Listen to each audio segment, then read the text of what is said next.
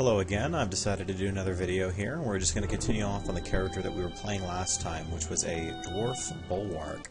I noticed right at the end of that video that I hadn't spent any of my talent points from leveling up, which isn't very helpful considering that the video was intended for beginners.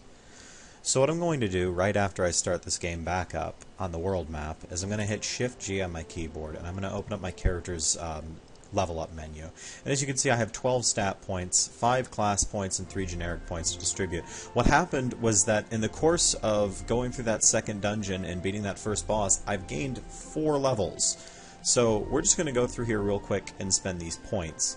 Let's start with our stat points. Again, we're going to spend almost everything in strength. So I'm going to spend 8 points in strength, and as you can see, it's grayed out now. I can't put any more points into strength this level at all. It's got like a sort of a soft cap that moves up with your experience level. As it goes up, you can put more and more points in, but when you reach a certain plateau, you can't dump any more points in. It's to keep you from hitting like 60 in a stat right at the start of the game. They want you to diversify a bit. So what I'm going to do is I'm going to put the remainder of the points in Constitution, and as you can see, that opened up some other abilities over here in the conditioning tree. The conditioning tree is based off of Constitution, so as I get more Constitution points, I'll be able to unlock more of these talents. Almost everything else, with the exception of this one right here, is based off of Strength. So, as you can see, the game kind of wants me to put a lot of points into Strength, so that's what I'm going to keep doing. Now, I'm going to take one more point and put it into Shield Pummel, and I'm just going to show this comparison real quick. As you see at 3 points, it will stun for up to 5 turns, or it'll stun for 4 turns, and then at 4 points it stuns for 5. But if I put another point in, it's not going to do anything extra. The only thing I get is extra damage, so I'm going to leave that at 4 points for now. If I get an extra point much later in the game, I'll max it out for a tiny bit of extra damage, but for right now it's not really serving me much. I'm going to finish maxing out Shield Wall because the stunning resistance and knockback resistance it provides when it's on is really nice, and it's going to come in handy pretty soon. Now, Riposte is my next ability that I had open up in the Shield Offense tree. It improves my ability to perform counter-strikes after blocks. It basically gives me 1 more turn or 2 more turns in which to attack an opponent who's I've shield blocked their attack of. It gives me bonus damage and critical chance. So I'm going to want to max that pretty soon. But I don't want to completely max it out yet because I only have 1 class point left. So I'm going to spend that in Rush, which is a charge ability if you've ever played WoW or a similar MMO that has that kind of ability. So now I have 3 generic points left, and I'm going to put 1 in combat accuracy so I don't miss my attacks. Shield Pummel only stuns if you hit with both attacks. So you want to have your accuracy as high as possible, and because dexterity is the only stat that affects accuracy, and I can't really afford to spend points in it yet, combat accuracy is going to let me get around that sort of limitation. Later on in the game, I'll want to have a healthy amount of dex just to make sure I'm still not missing anything, but for right now, just combat accuracy will do. And the remaining 2 points, I'm going to put 1 into this Daunting Presence ability just to get it out of the way, and I'm going to put this last point in Armor Training. As you put more points into Armor Training, from 1 to 4, it unlocks new armor types that you can wear, and then after the 4th point, what you gain is a bonus in Armor Value, reduced critical hit chance, and increased armor hardiness. Armor value reduces the damage you take by a flat amount, and armor hardiness determines how much damage reduction you get per point of armor.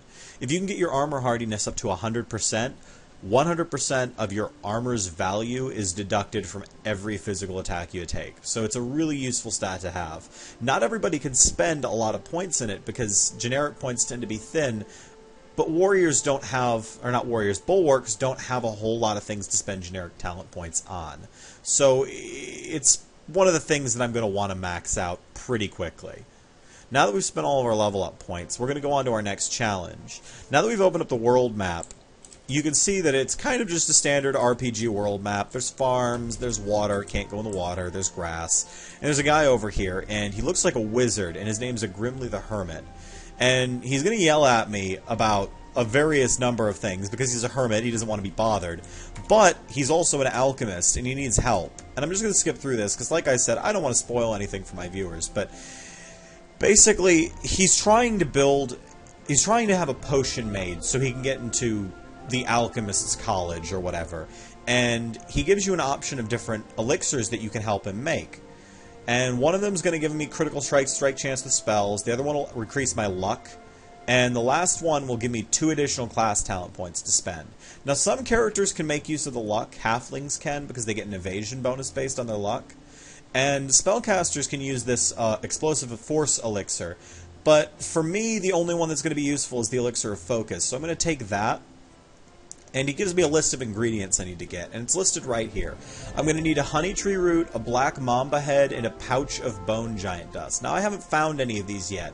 When you kill any of the enemies that are listed here, they will drop an ingredient item that you can take back to the alchemist later. You don't even have to keep track of it, which is really nice.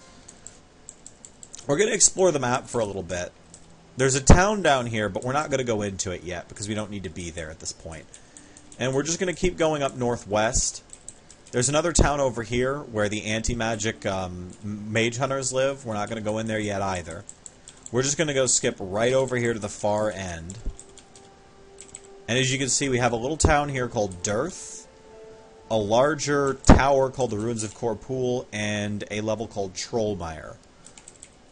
We're going to go into Dearth first, and there's a quest we're going to want to do here. And it's important when you make a new character, pretty much any new character, you really want to get into this town right away. Because if you wait until after you're level 11 to get here, you'll miss out on one of the best quests in the game. And I just noticed my bar is screwed up, so let me fix that. There we go. So this shady Cornac man has approached me, and he says that he wants me to fight in the arena for him, and he'll give me a reward if I can beat 3 of his men in battle. So I'm strong, I can do this, and I'm ready. Let's go.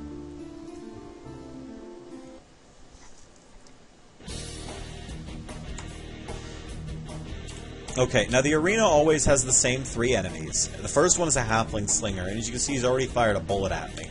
And I'm going to try and dodge him as best I can, but he attacks pretty quickly, so I'm not going to be able to dodge them all. Thankfully, with my shield wall, I have knockback resistance. This guy has a nasty knockback ability that you can use to keep you at range, and it often kills characters. So, with my knockback resistance well in hand, he's not going to be a challenge for me at all.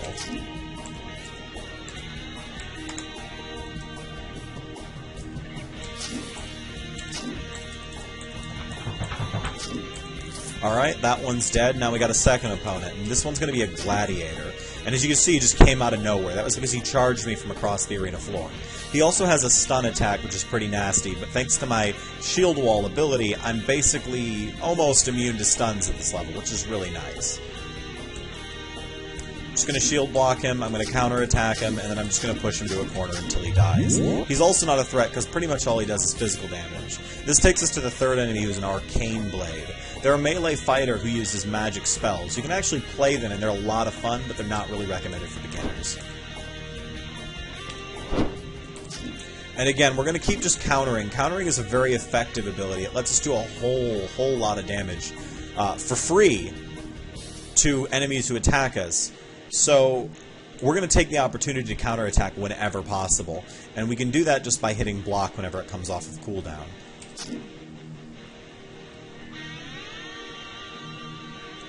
Alright, and as a reward for finishing the arena, we get 2 extra generic talent points. There's a few cases like this. Ooh, that is a really nice sword. I'm going to equip that. This has lightning damage and massacre. You don't see the effect on the description, but it actually ups the physical damage of the weapon, which can make it pretty nice early on. Later on in the game, without physical penetration, weapons that have really high physical damage just aren't great. But at this point, nothing has enough armor to matter. So we're going to use this weapon. And as I was saying, the generic talent points, there's a few items and quests like this that will give you extra generic talent points, and it's really important to do them all because you won't get as many generic talent points as class talent points. And some characters really need those generics. So we're going to take these 2 generic points, and we're going to put them... I'm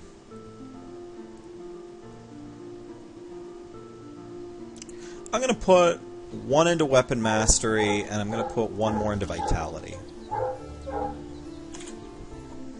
Weapon mastery, by the way, increases your weapon damage, and it increases your physical power with the type of weapon that you have the mastery of. There's 3 categories: exotic weapon mastery, dagger mastery, and weapon mastery. There's also the slightly more esoteric Staff and Mind Star Mastery, but you can only really get them as escorts if you don't start with a class that has the tree to begin with. So we're not going to really touch on those. Now we're going to go up to this dungeon over here, which is called the Trollmire. And the Trollmire is where human characters and halfling characters will start the game. And it's a forest, and as you might imagine from the name, it's filled with trolls.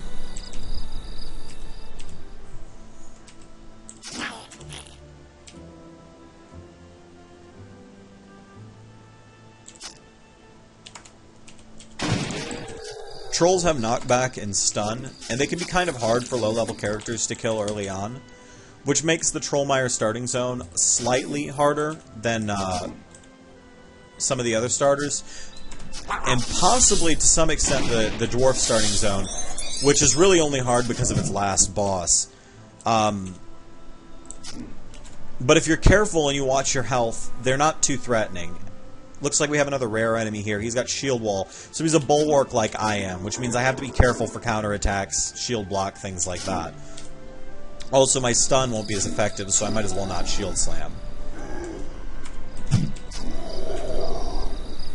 And the rare enemy dropped.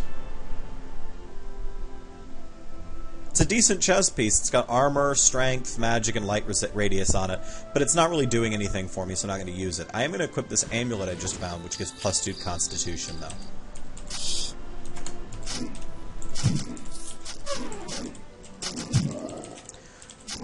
You might notice that the enemy density in Trollmire is a lot higher than it was in Reknor. That's because Reknor's levels are huge, and the enemy packs are kind of spread out there because of how big it is. Trollmire will have a similar amount of enemies, but they're everywhere. The entire zone crawls with them. So we're just going to move through, and we're going to mow everything down until we get to the third area where the boss is.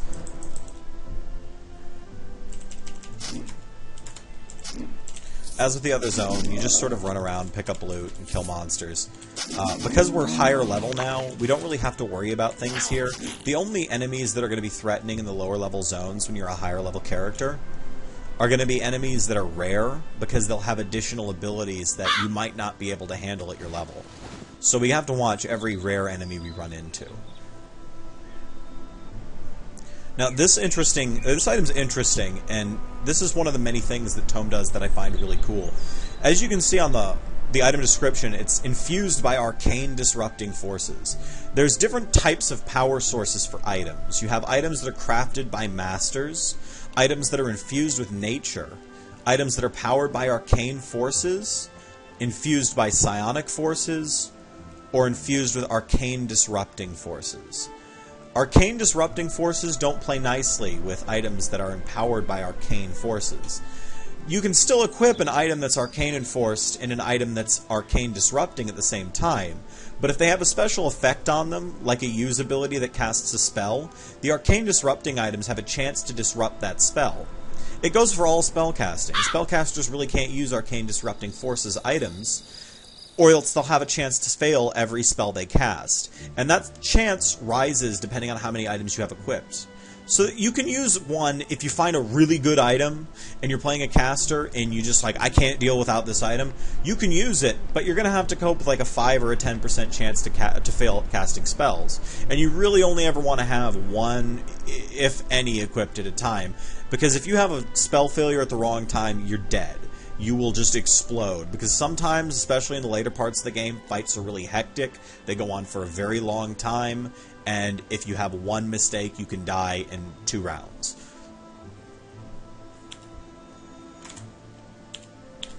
I'm just going to sell the rest of that fodder that we found, and we're just going to move on to the next zone, and we're going to keep this up. An interesting thing, too, sometimes you'll have bosses spawn in areas where there isn't normally supposed to be a boss. And these enemies are put in as sort of bonus bosses. They're not in every zone. They can't always spawn. But they can spawn in some areas. And there's one we might run into here called the Troll Hedge Maze. And he has a chance to drop a special rune that will give a shield spell. And hopefully we'll run into him here in the next map or two. But he can spawn on any map in Trollmire, or really anywhere where trolls can appear. You can run into him at, because he's part of the troll list. The way that they break down item or monster distribution in this game is really interesting, and it's a bit technical, but the game pulls from a list of enemies for each zone, based on a small % chance of what enemies can appear in a zone, and then seems to roll on sort of a rarity table to see which versions of those enemies appear. So you can have elite enemies that are harder to kill than normal enemies, and then you can have boss enemies that'll really rarely appear, but when they do show up, they're usually the most powerful type of enemy in that monster class that you can run into next to a boss. We just cleared a vault back there, and I should have commented on it when I cleared it. I'll just go back to this really quick.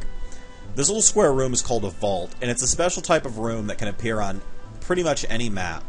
And vault rooms are sealed. You get a message when you open the door, and what that's telling you is, if you're at the appropriate level to be here, you shouldn't go in this room.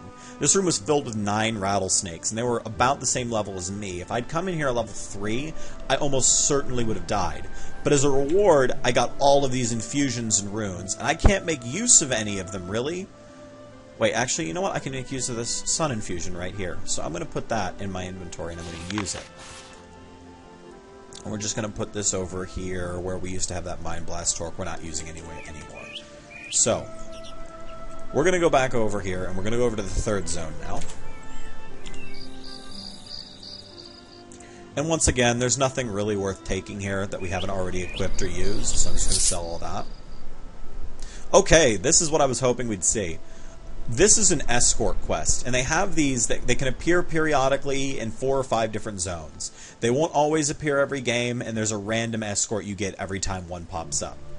This one's a thief. If I can get him to his exit point, he will either give me a stat bonus, or he'll give me a spell bonus. He'll give me a free talent point, he'll give me a free talent, he'll give me a bonus to saving throws. It really depends on who you meet and what their class is. This one's a thief, so he'll give me a bonus to various thief skills. So I'm going to say I'm going to lead on, I'm going to protect him. And we're going to try and move out in the forest. I'm going to try very hard to keep him alive. Escort AI is kind of dumb. It used to be, quote, a feature, unquote, for a very long time, and darkgod recently really improved escort AI, but it's still pretty suicidal. They tend to run ahead. They have very little health. They do almost no damage. They can be killed by an ant. It's pretty embarrassing. Enemies also tend to make a beeline for escorts, so you have to work really hard to keep them alive. Okay, we got to the portal. And we're going to let him go in the portal. And as you can see here, we get a various array of bonuses. I can get a +2 bonus to dexterity or +1 bonus to cunning. These are permanent boosts, and they don't count towards your stat caps. So if you're playing a character that needs really high stats in multiple categories, it's almost always worth it to take the stat point bonus. They also have 3 different talents I can learn, and it's a free talent point in one of these abilities. We have Piercing Sight, Heightened Senses, and Trap Handling. Traps have mostly been removed from the game, so trap handling isn't going to be super useful to me. I'm never going to have the stats for it anyway. So that leaves me with Heightened Senses, which lets me see creatures outside of my light radius, and Piercing Sight, which gives me a chance to see invisible or stealth creatures. This scales with Cunning, and I'm not going to raise Cunning, so I'm going to take Heightened Senses. Now we're just going to fight this bear real quick, and these worms. And we're on the 3rd map, so there's a boss around here somewhere. We just haven't run into him yet. There is a big group of dragons. This is what we call an out-of-depth enemy. Usually, hatchlings like these won't appear on these early maps because they tend to be really hard for their level. They're not elite and they're not higher level, but they hit really, really hard. So we're going to want to get them in a bottleneck. We don't want to take on more than one at a time because they could very easily kill us. And there's the boss, just out of nowhere, in the middle of a pack of dragons. Lovely. This is Procs the Mighty. He's a very large troll, and he's unique, he has a lot of health, he has a knockback attack, but he's probably the easiest of the starter zone bosses. We're going to open up with a block. He actually got a knockback off on me. That's because his knockback skill is pretty high. I'm going to use this infusion I picked up on the last map. It's a sun infusion, so it's going to blind everything nearby. And this will give me a chance to pick off these dragons. Going to heal ourselves. Going to pop that resilience of the dwarves ability that we got from our racial, as you can see right there. Armor, physical, and spell saves. That'll keep us alive for the next 8 turns while we wail on him.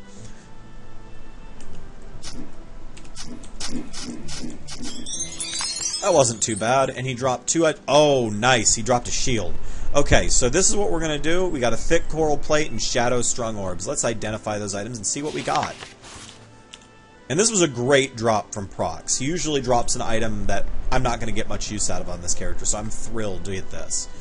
The Withering Orbs let you attack enemies who are invisible or stealthed without taking any penalties. It also lets you do the same thing when you're blind. This is really useful to a melee character like a Bulwark who has a really hard time with those kind of enemies. It also has a substantial bonus to seeing stealth and invisible enemies, and it has a bonus to mind power. That's not going to be really useful to us, but the other stats on it are just absolutely amazing, so we're going to wear that. And we also got the Coral Spray, which is an interesting shield they added in the last patch.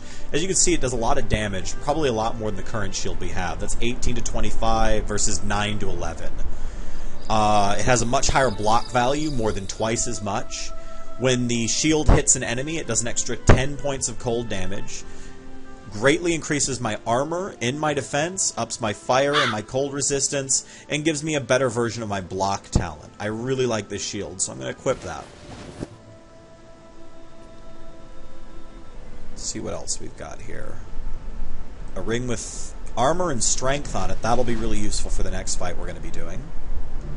And it looks like that's it. There's nothing else I really want here, so we're going to clean up the rest of the map, fill out all the rest of the squares, and kill all the rest of the enemies we can find, and see if there's any more worthwhile treasure. There probably isn't, but it's always good to explore an entire map. We have another rare enemy here. They have icy skin. This rat is a Wormic. Apparently, some dragon decided to make this rat a knight, so let's kill this rat before it breathes. Wow, that was really quick and easy. This shield hits really hard.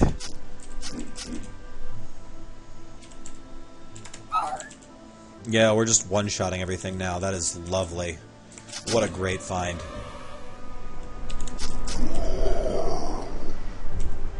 Okay. Now we found a hidden entrance. Way to the hidden Trollmire treasure. There's notes that appear throughout this zone that you'll find as you progress. These notes lead you to a treasure hidden on the far edge of Trollmire. The treasure is guarded, though, by a very tough enemy, and I don't recommend taking him on your first character until you've drastically outleveled him, because he hits like a truck. Let's see, we have a couple class points and generic points and some stat points to spend, so let's take care of this real quick before we proceed. We have a new Dwarf Racial opened up with level 8, so that gives us a 15% chance when hitting melee to increase armor total by 6. I don't think this is a useful talent. I've never really found a use for it, but we have to put a point into it to get the next talent, which is one of the best in the entire game. So we're going to put a point in this, and then we're not going to worry about this tree until level 16 when the next talent point opens up. For the other generic, I think I'm going to put that last generic into combat accuracy. A new talent rank just opened up, and we never ever want to miss attacks on this character. So that leaves us with 2 more talent points. We had a new talent point open up in Shield Offense, which is Overpower. It's a damage attack, which you get multiple attacks on your enemy, 3 attacks total, and if the last attack hits, it's a knockback. So that's really useful, so we're going to take a point in that. And we're going to put another point in Riposte, because we want to counterattack more, especially now that we have that really nice shield. So that leaves us with 6 stat points to distribute. We're going to put all the points we can into Strength, and then the remainder into Constitution. And that opened up some new talent points over here, and we'll worry about those the next time we level up. This way leads to the lair of a mighty troll. Traces of blood are everywhere. Are you sure? Yeah, I'm reasonably sure. I'm not really worried about this one.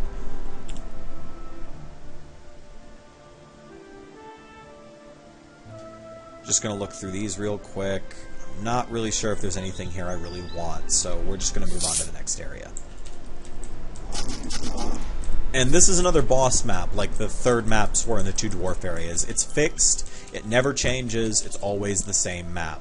This is a good thing, because this boss would be very, very hard if I was taking him on a couple of levels lower.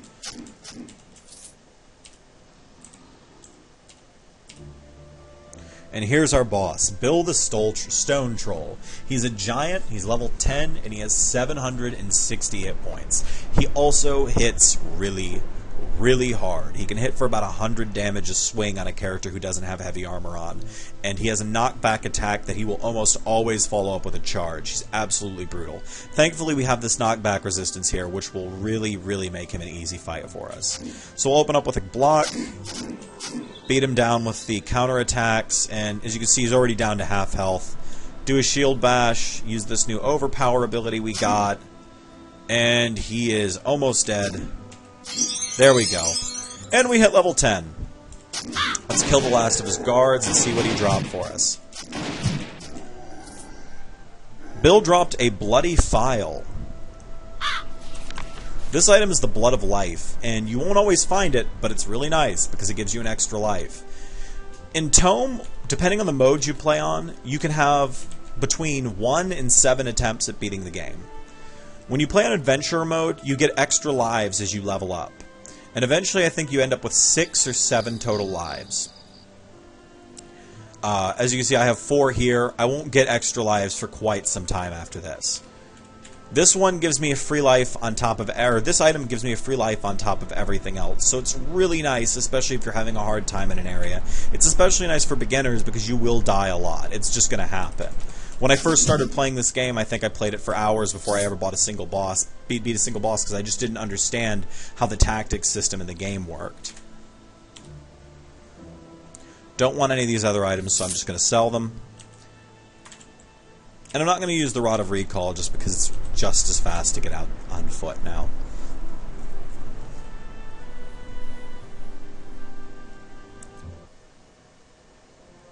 So now we're level 10. The world's basically our oyster. We can go pretty much anywhere within certain limits. Most of the next stage of dungeons have opened up for us now, and we can go into those, or we can go into more of the newbie area dungeons, which aren't very challenging or interesting to watch, so we're going to skip those for now. We're going to fill out the map before we do any more dungeons. Oh, we have an encounter. You find a hidden trap door and hear cries for help from within. We're going to go in here. This is one of the few special events you'll get on the world map when you reach certain level thresholds and explore certain areas. You'll be prompted to enter an area which you usually can't get out of very easily. In the case of this particular one, the unknown tunnels, there's no way out. The only way out is to fight through the hordes of rogues that have taken up residence in this little bandit camp. This area can be really hard to get into if you're to deal with if you're unprepared. It can appear as early as level 5, and if you go out of the starting areas, you will almost invariably stumble upon it. If you do, you can probably make it out alive. Oh my god. Okay, we have to stay alive now because we just found something amazing in a glowing chest. Okay, we'll block. We're going to blind these or else we're going to die. I'm heavily poisoned and I'm getting hit by these guys multiple times, so we got to kill them quick. Oh? Cleansing Voritan Plate Armor of Maj'Eyal. This was added into the game in the last patch. These are glowing chests. They changed a lot of how item drops worked in the game, and they added these items in called the glowing chests, which are... they're sort of a random event. When you click on it, you will get prompted to open it, and then when you open it, there's a chance a bodyguard will appear, a trap will trigger, or an item will just roll out on the floor.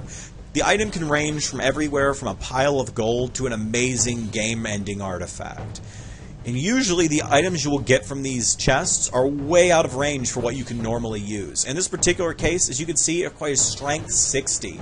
It is a tier 5 item. It's the highest type of armor you can get. The actual stats on it are kind of bad, but if I can equip it this early or equip it soon, I'll be way ahead of the curve. So I'm going to save that. I'm just going to let it take up space in my inventory. It's really heavy, but I'm going to want to hold on to this as long as I can because this is a really, really good thing to find this early. Oh, I've been blinded, but that's okay. Thanks to that necklace I found, if I'm blinded, it's not going to hurt me too bad. Now, there's no other treasure chests on this level, and we've killed all the enemies here, so we're going to go down to the next floor. And the next floor is another boss room. It's static, and there's a treasure chest. Okay, we have a unique here. This is a random unique boss, and it looks like they are a curse. That's why they have the word gloom there. It's a random aura that can give debuffs. We're going to try and kill him as quickly as possible, because he could potentially be very dangerous for us. Uniques are kind of like rares, in that they're just regular enemies that have been promoted up.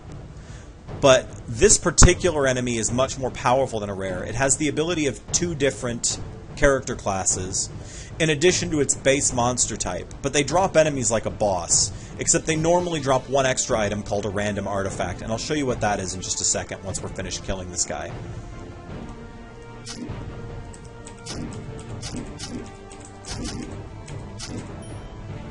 Jewel-encrusted Straylight plate armor. This might even be better than the Voratune plate armor we found, so let's see what that is.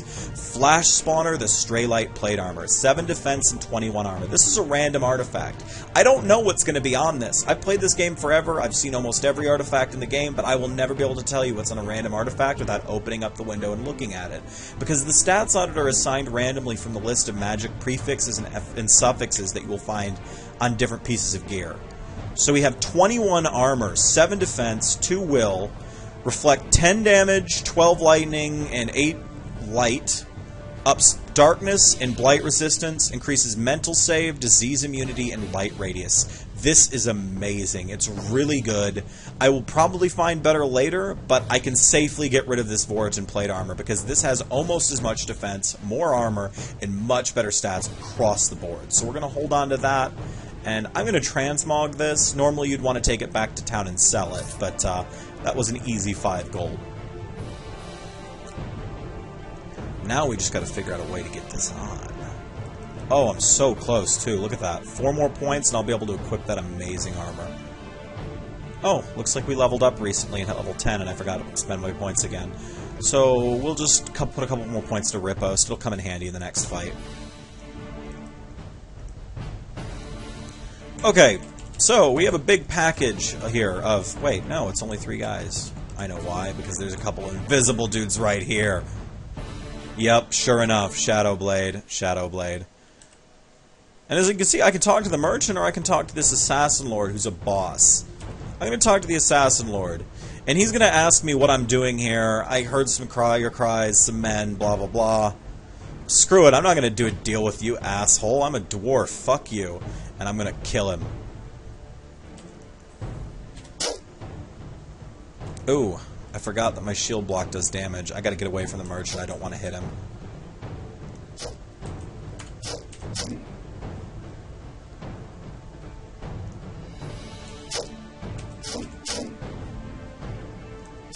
Okay, we're going to blind them real quick just to get us some breathing room. I'm going to use my wild infusion to cleanse some poison off me. I'm just going to back off for a bit, let myself heal and get my regeneration off cooldown.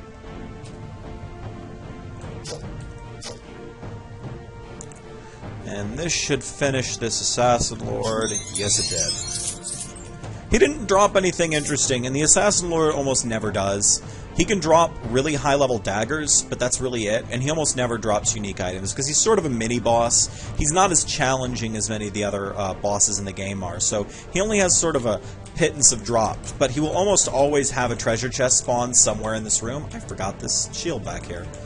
I don't think I'm going to use it, but I shouldn't just leave loot laying around like that.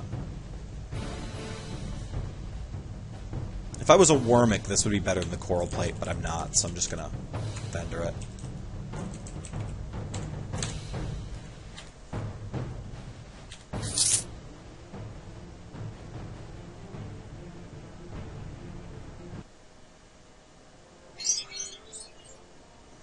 Okay, and we got an achievement for rescuing the merchant from the Assassin Lord. We're back out on the world map, and as you can see, the dungeon's not there anymore. The reason why? It's an event dungeon. You can only go in once. Once you've exited, you can never go back. So you can't just put off killing the Assassin Lord until later. At first, you might want to skip it, because it can be kind of a tough fight. But much later in the game, it unlocks a merchant who can sell some really, really nice items and can craft artifacts for you. So you want to try and save him if you can. Okay, we've leveled up again. And now we're at 46 strength. And in 2 more points, we'll be able to equip that really nice plate mail we found. I'm going to put another category point into Looks like we've just about maxed that out to the point of its usefulness, so I'm going to put a point into repulsion so we can unlock shield expertise, which increases our shield damage, and I think that's what I want to get up next. And we'll put this last point into thick skin, which reduces all damage taken by 3%. This doesn't sound like a lot, but when you get it completely maxed out, it's 15% to everything, and that's huge, so we're going to put a point into that as well.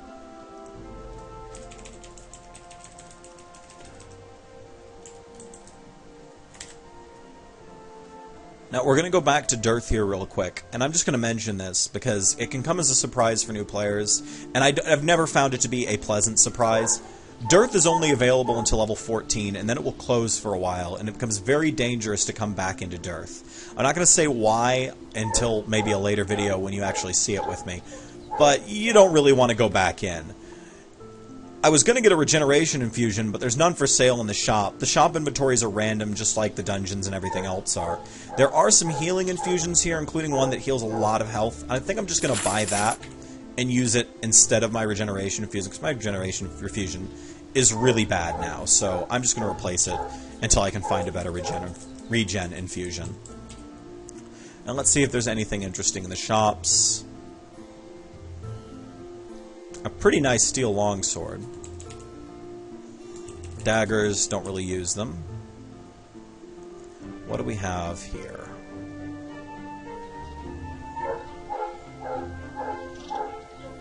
What I'm hoping to find is an item that will increase my strength in one of these shops. Oh, yes. Oh my god, this is such a great find. The Steel Helm of Garkul. It's the best helmet in the entire game. I'm going to buy it. And that'll fit on my plate mail. So we're going to equip this. The Steel Helm of Garkul is an item that you usually won't find this early, but it's really nice. It adds to Strength, Willpower, and Constitution, two of which are really good stats for me. Has high armor, increases my physical damage, and increases all three of my saving throws. Now, the last ability on there increases Technique Thuggery. That's because this is a helmet that's really intended for Marauders, a type of rogue.